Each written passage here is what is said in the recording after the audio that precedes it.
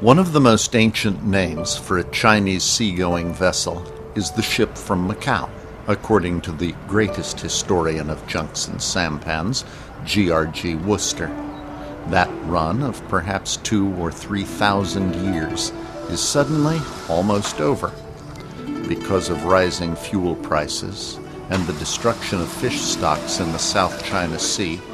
Nobody here is buying new boats.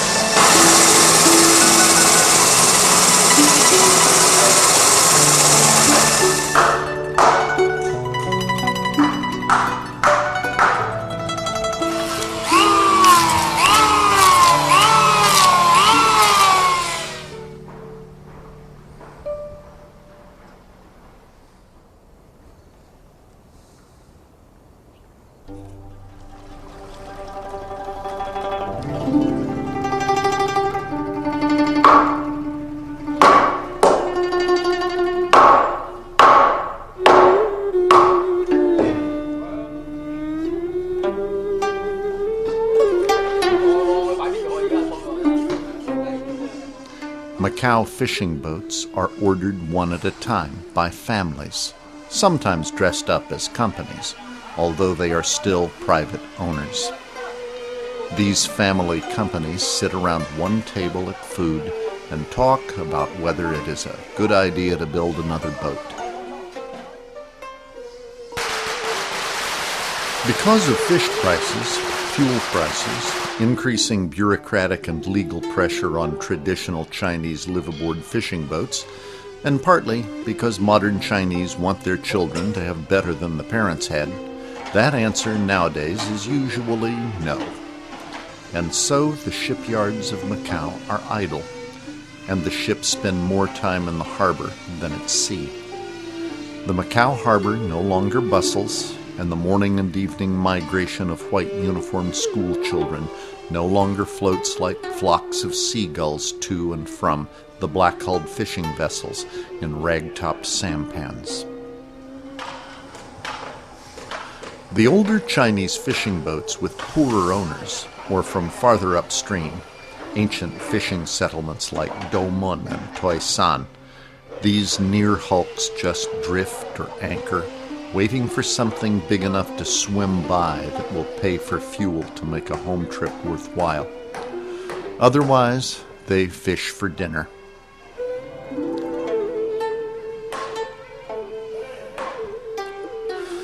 Nobody knows how long people have been building boats in Macau. Shipbuilding was part of the local economy when the Portuguese arrived in the 1400s.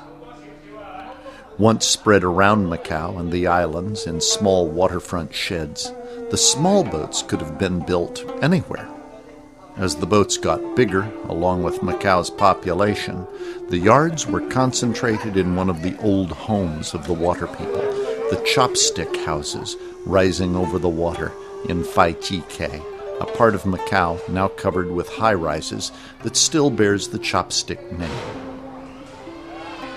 It was that building boom that began to push the yards out of Macau and over to the outer island of Coloane in the 1970s. About 1980, the shipyards in Fai-Chi-Kay were not yet closed, and the Coloane yards were just open.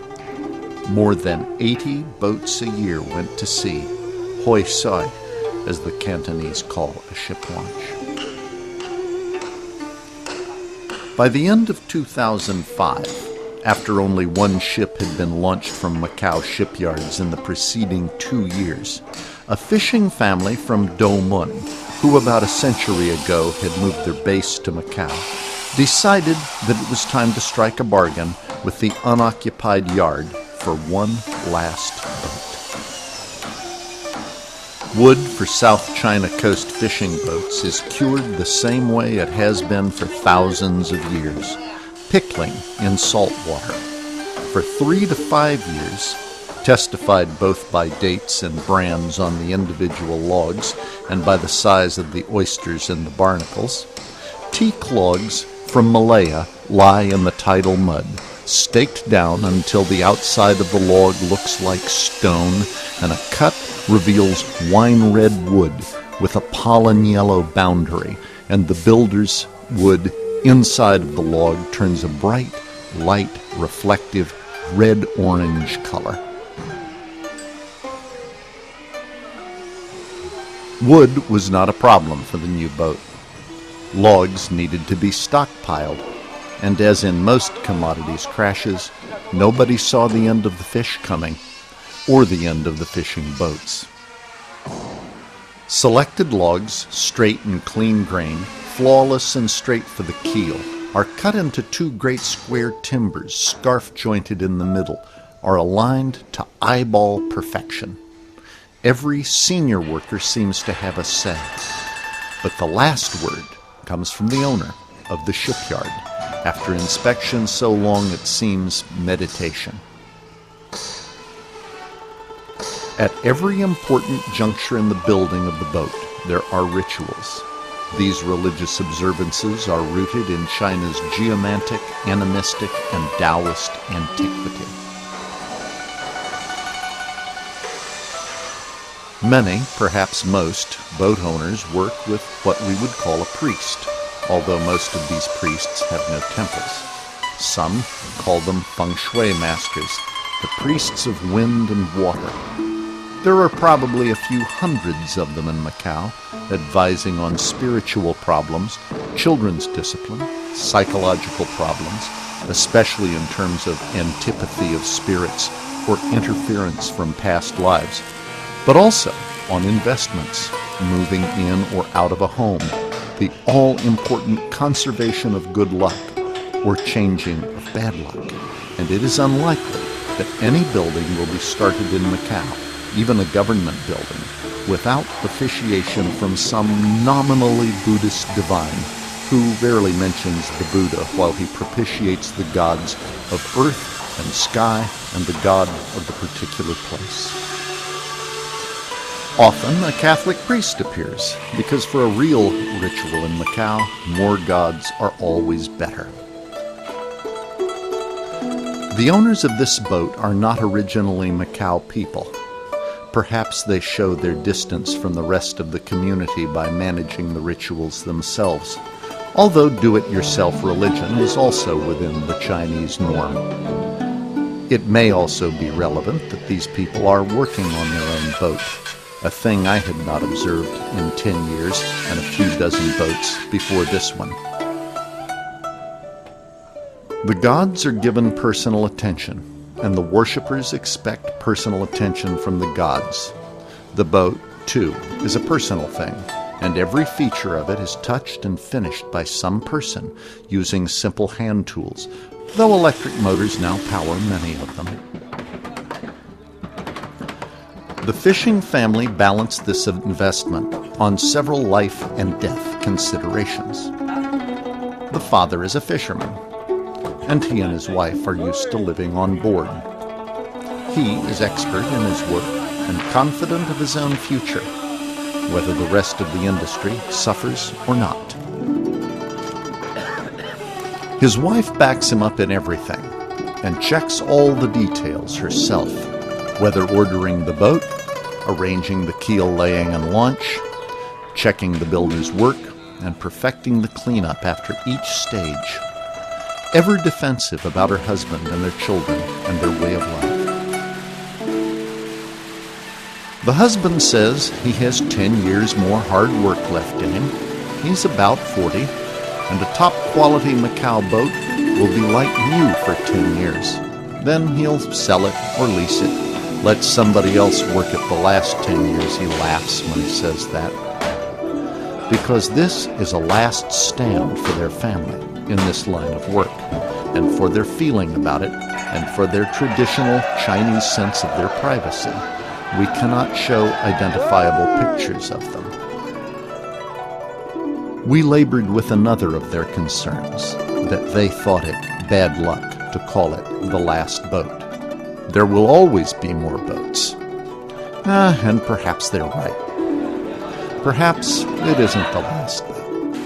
The Macau Maritime Museum may have ordered one more for preservation. Yet, all over Macau, where people speak of fishing in boats, the first reaction is the same. One day in the middle of construction, I met with the head of the Macau Maritime Museum, who told me of the family's warning that we should not call it the last boat.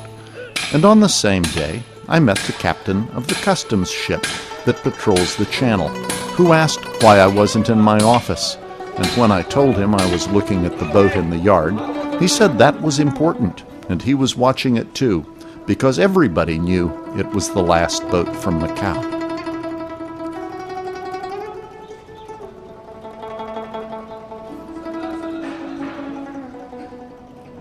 The rumors are that the land is sold, and even while the builders still live on the land, some say the deeds have already been issued. A rich mainlander with powerful government connections arranged the purchase for a relative. Or so the people on the boats say. A Macau investor, also with business in the boats, says he knows who it is, and that a casino will be built on the slope between the prison and the river, and that may be the last land bastion of the fishermen and the boat builders of Macau.